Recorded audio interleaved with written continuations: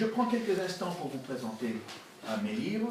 Le premier que j'ai écrit, c'est Conversion miraculeuse. Alors c'est vrai que certains m'ont dit, avec un titre comme ça, on croyait que c'était un livre de témoignages. Il y a des témoignages de conversion magnifiques que nous avons vus nous-mêmes et dans lesquels nous avons pu participer. Mais en fait, c'est avant tout un livre d'enseignement biblique de ce que je viens de vous parler.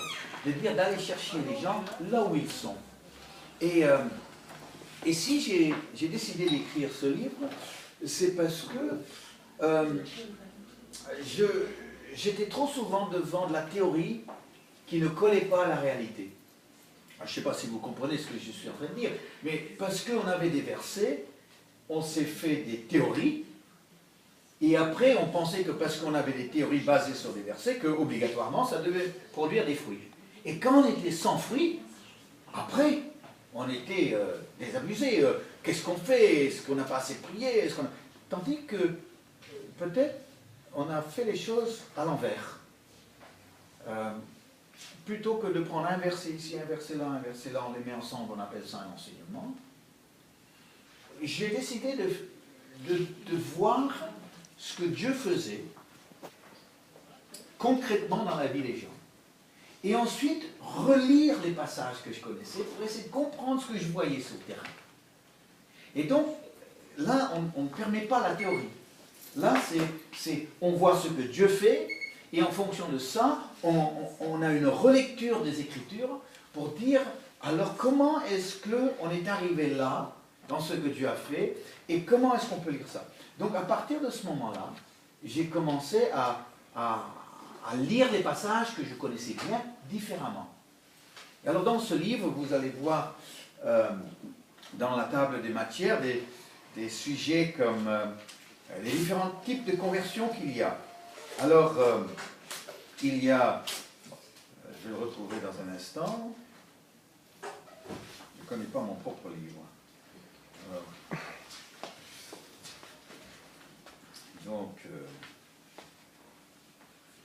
Alors il y a les titres, c'est à la fin, il me semble. Oui, alors on a, voilà.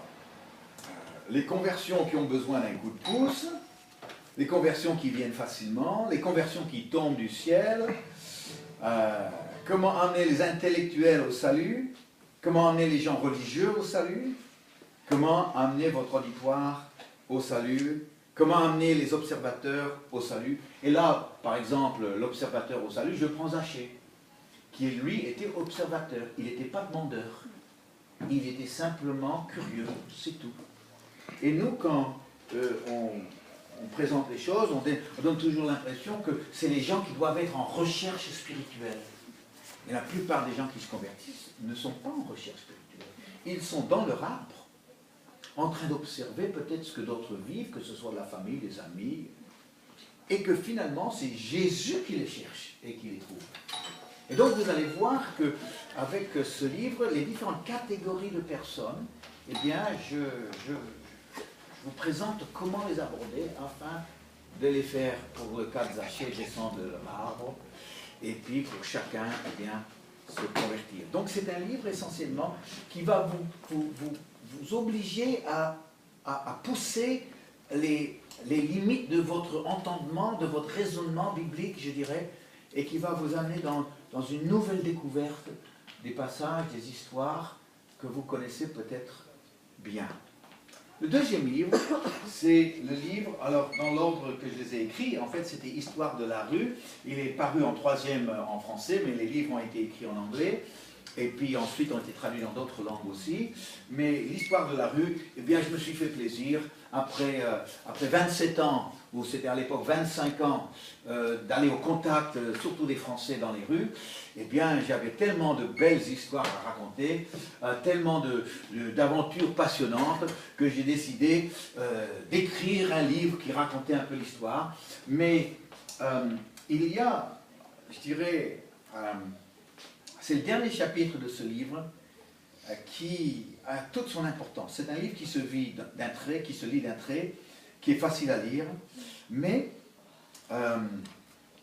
j'ai le dernier chapitre, c'est les 7 choses qui ferment les gens aujourd'hui et les 7 choses qui ouvrent les gens.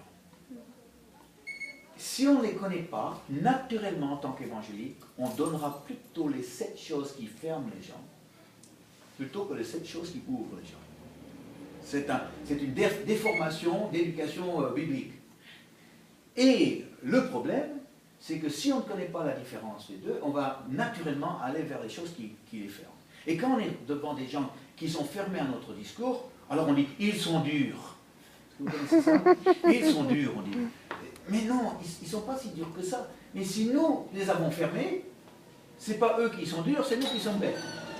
Et alors c'est pour ça que je dis, il faut bien le savoir. Donc le dernier chapitre de ce livre, c'est les 7 choses qui ferment les gens. Et là, quand je dis ça, c'est les Français en particulier, parce que j'ai vécu la plupart de mes années à gagner les Français, à Christ.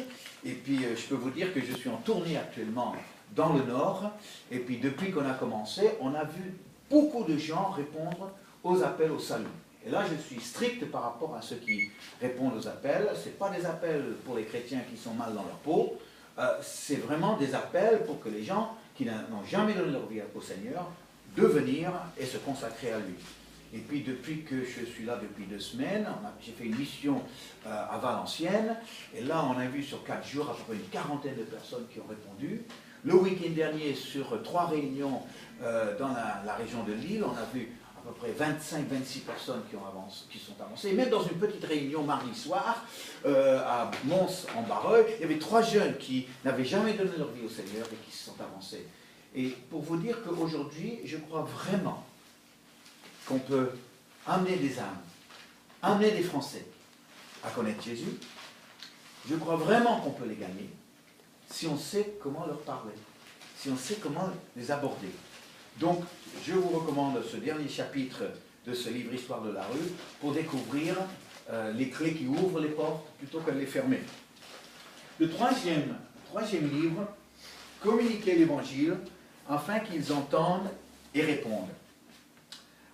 Je dirais que si vous voulez, vous dites, bon, je voudrais commencer avec un livre plutôt que de prendre les 3, moi je voulais commencer avec Conversion miraculeuse, parce que ça va vous changer dans votre façon de penser, dans votre optique de voir comment aborder les gens. Ce livre-ci, je dirais, c'est pour ceux qui veulent vraiment approfondir les choses qu'ils ont découvertes dans les 2 premiers livres, je dirais.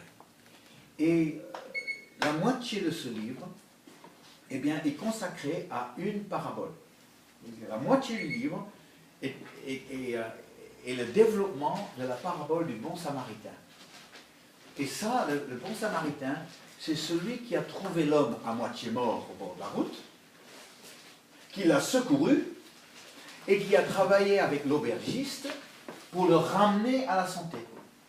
Et je parle du rôle de l'évangéliste, de celui qui apporte l'évangile, qui va vers celui qui est à moitié mort, qui travaille avec l'église locale, de remettre l'évangile au sein de l'église locale, afin qu'avec l'église locale, l'aubergiste, le pasteur, qu'ils puissent ensemble ramener des gens à la vie. Donc, là aussi, si vous voulez creuser davantage, dans ce livre, j'aborde la question de comment dérouler, faire un appel au salut dans une réunion. Donc des choses quand même qui sont un peu plus pointues au niveau d'amener des âmes au Seigneur.